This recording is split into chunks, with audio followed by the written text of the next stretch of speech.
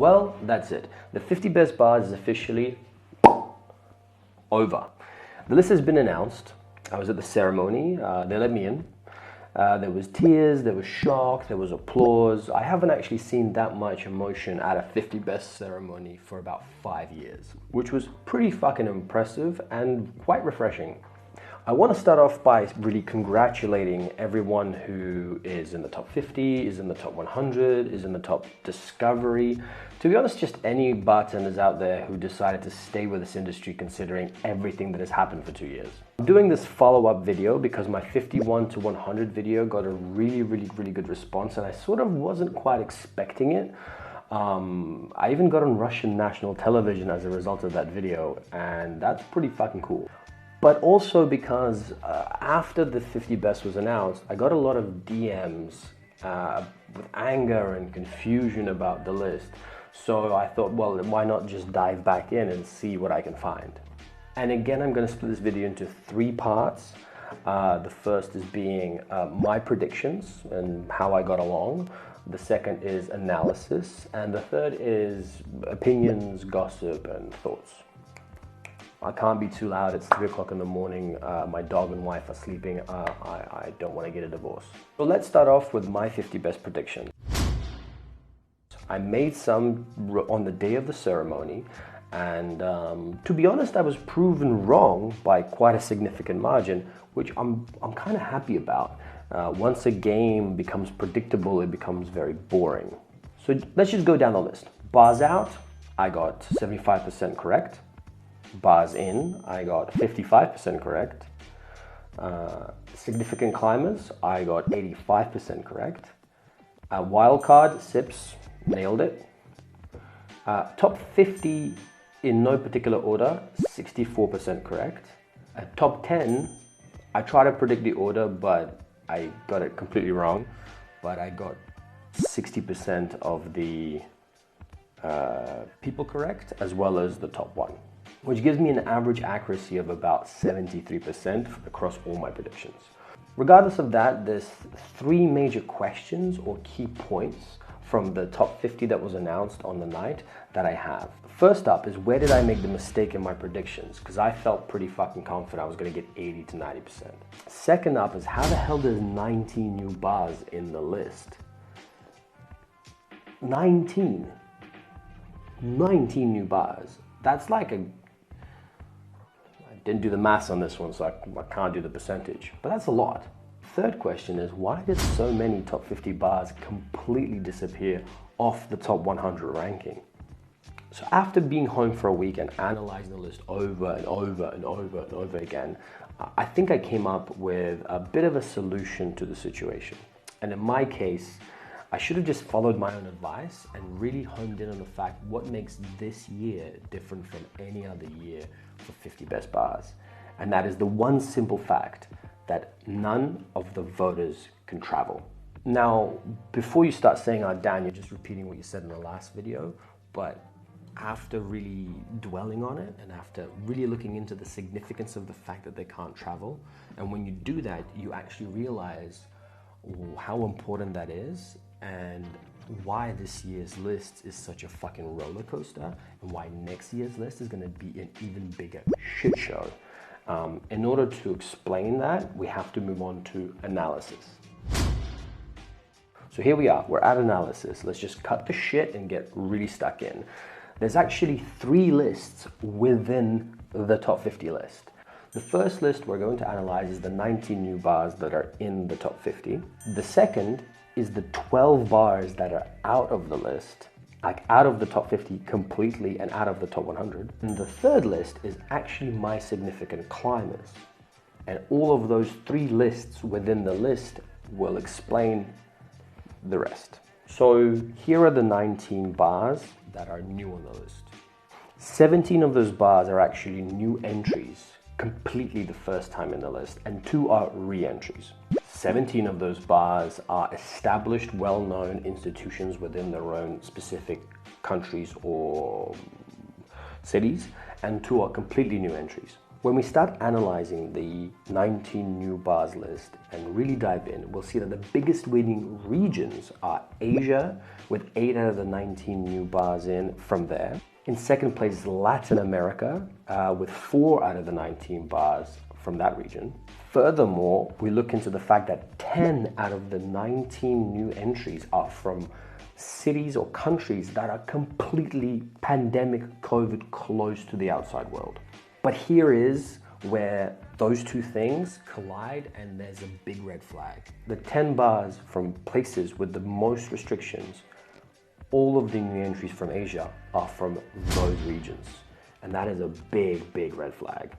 Specifically, 2 bars from Hong Kong, 2 from Shanghai, and 3 from Singapore. One major question that this raises. Are you telling me there's so many voters in these 3 cities that they can just vote their own bars into the top 50 and the rest of the world can just go fuck themselves? It sure does look like that, doesn't it? But what if I told you that there's actually a logical explanation for this? What if I told you that those new bars on the top 50 list have a significant chance of not being there next year under one specific condition? That the pandemic is over and we can all travel again. I have a theory that explains this, but in order to understand that theory, we have to look at our next list within a list, and that's the bars that are out of the top 50 completely.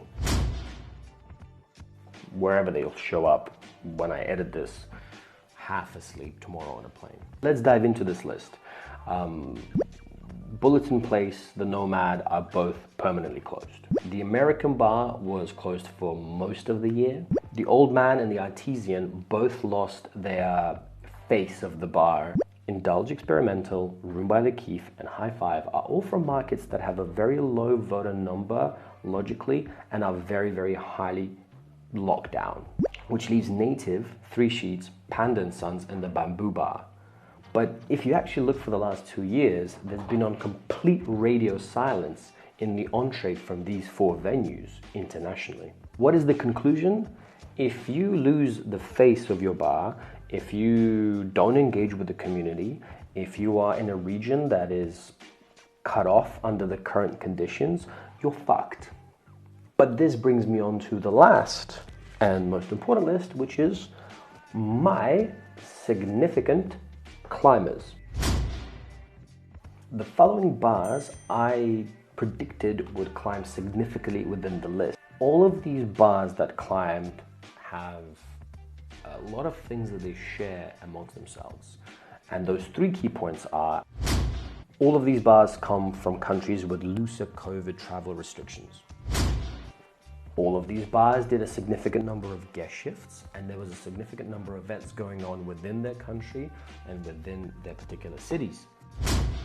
All of these bars have become established local institutions. The conclusion is, lobbying and events are king. So if we take into account the losers, if we take into account the winners, if we take into account the top 20, how does that really still explain the 19 new bars in the list? I have a theory. Imagine all regions have equal voters and equal votes. Now, pre-pandemic, all of these people would travel around, and by law of capitalism and by law of merit, some would gain more votes than others. The international vote. Now, in the pandemic, only some of these regions can travel.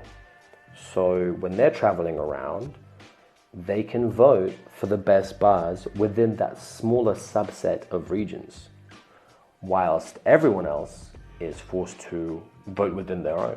There is a key point here that I want to point out. If we forget the top 20 best bars and we look at where all the other 19 generally are spread, is towards the end of the top 50. I think the key point here is the gap.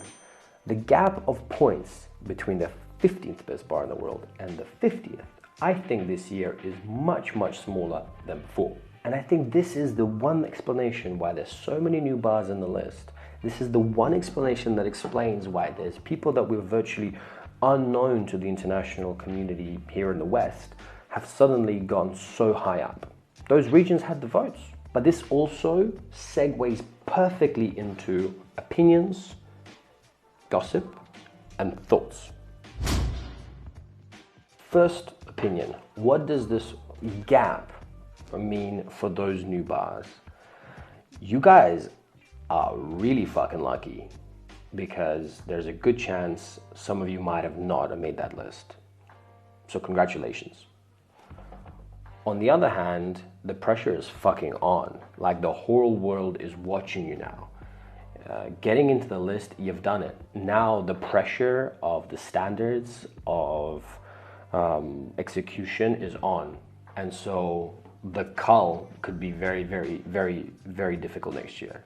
Which means that if you thought this year all these new bars getting in was a fucking shit show, imagine what's going to happen next year when everybody can travel again, if they can travel again. Secondly, let me address the elephant in the room of the ceremony. Quant or quaint or whatever the fuck. This bar is closed. There's no fucking way this should have been on the list at all. Why did you keep this in? Based on how much it fell in the top 50, some voters knew it was closed, so didn't vote for it, whilst others didn't. It being on the list makes both Eric Lawrence and 50 Best look bad. Eric, who must have gotten the email a month or so ago that he's on the list and didn't notify them that the bar is closed when he should have, and 50 Best for their lack of due diligence in one of their 50 Best bars, whether it's open or not. There was one simple solution that you could have done that would have not caused this fucking scandal.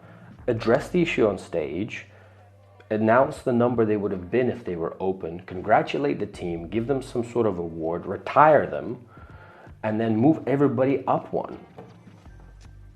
Super simple. Everybody happy, everybody looks good. And third and final opinion, 50 Best is a Game of Thrones of people, not bars. As much as we pretend it's about the bars, there's definitely a face or a couple of faces running the show at every 50 Best bar. And it is a cult of personality. Moving on to gossip. I was ridiculed in my last video by alluring to an Italian connection. Well, actually, since that video came out, numerous bar owners from Italy have actually privately messaged me complaining about vote rigging in their region. In fact, rumor is on the street, on the bad streets of 50 Best, that the Italian chair for 50 Best has actually been dismissed from their job for bribes and vote rigging. There's no Italian connection. However, there's been no confirmation from the organization publicly, so a rumor is a rumor. But you know what they say, there's no smoke without a fire. So if we look at the top 50 best, 9 out of the 50 best bars are either Italian or run by Italians. 4 out of 9 of those 50 best bars are new entries this year. There's no smoke without a fire. So finally, thoughts. I like the list.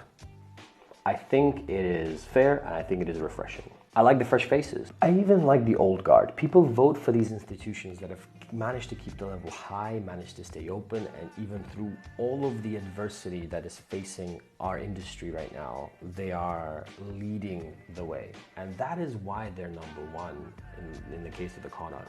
In fact, it is a bit of a challenge to younger bar owners and younger bartenders. If that person's been at that fucking level for 20 years, man, be better. Like, that's what you should be aiming for. We're talking about careers in the industry, there you go. Nevertheless, I think this is probably the nicest list I've seen. I think the only thing about this list that was weird is just the lack of American bars, which normally have a pretty strong outing. Nevertheless, thank you for watching. Please, please, please don't forget to comment with your thoughts. I genuinely am interested to see what you think about my analysis, what you think about the list. I had a whole bunch of people like open my eyes in terms of some bars being closed during my predictions.